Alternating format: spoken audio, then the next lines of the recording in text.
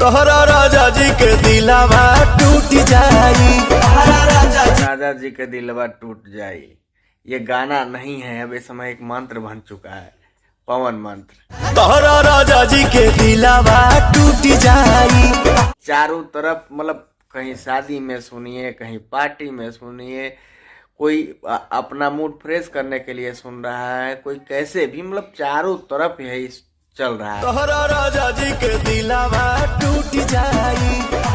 किसी शो में देखिए, रियलिटी शो में देखिए, चारों तरफ ये गाना चला है, लगातार चल रहा है।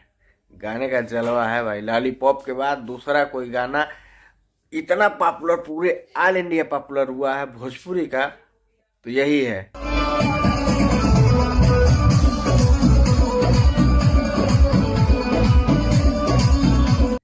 तोहरा राजा जी के दिलवा टूट जाई। नहीं खाए